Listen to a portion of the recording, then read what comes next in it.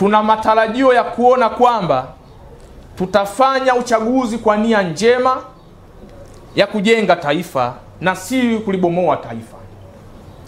Tuna matarajio ya kuona kwamba kila shughuli inayofanywa wakati huu kabla ya uchaguzi inalenga kupata viongozi walio bora watakaoendeleza kazi njema iliyokuwa inafanywa na viongozi wa taifa hili kwa muda wa miaka yote tangu taifa letu limekuwa huru tangu mwaka 1961.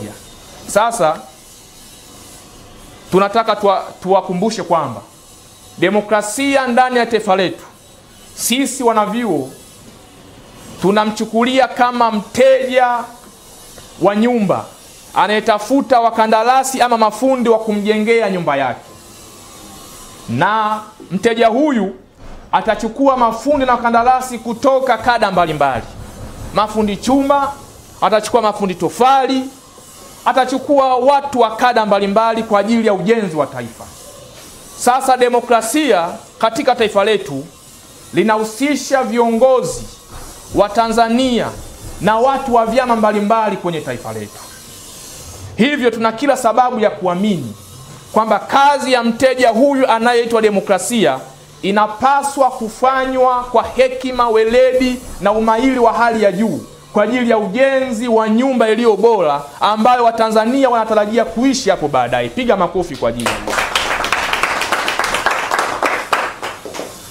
Wapo mafundi wanaotoka CCM, wako mafundi wanaotoka Chadema, wako mafundi wanaotoka ACT, wako mafundi wanaotoka Chauma na vyama vingine vyote vya upinzani na vyama tawala katika taifa letu. Maana yangu ni nini? Maana yangu ni kwamba hawa wote wameajiliwa na demokrasia wajenge nyumba ambayo itakuwa ni kimbilio la Watanzania wote.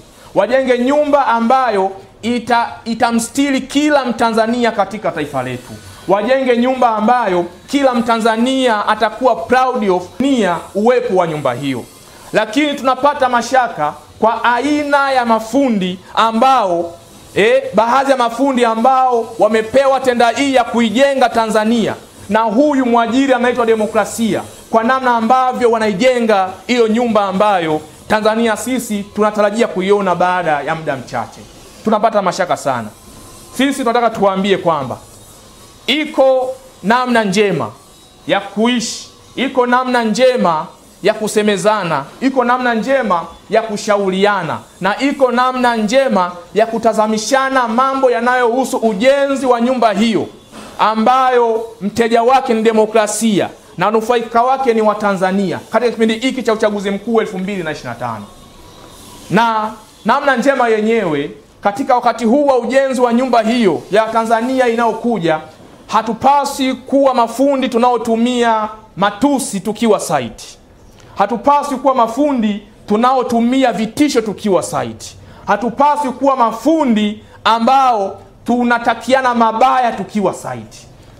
Wote kwa pamoja, lolote tunalolisema, tunalolitamka, tunalolitafakari na kuliwaza, likaangalie matarajio mema ya Watanzania walio wengi kwa sasa na kizazi kijacho. Piga makofi kwa ajili ya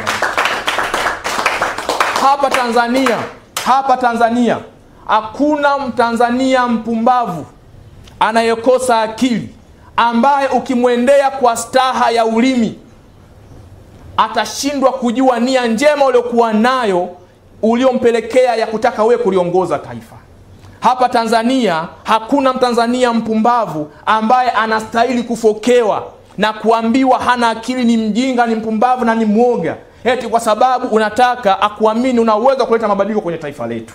Tanzania hapa hatujafikia hiyo hatua ya kuzani watu wote wanapaswa kufokewa, wanapaswa kutukanwa, wanapaswa kupatiwa sumu ili kusudi waone nani anastahili kuwa kiongozi bora.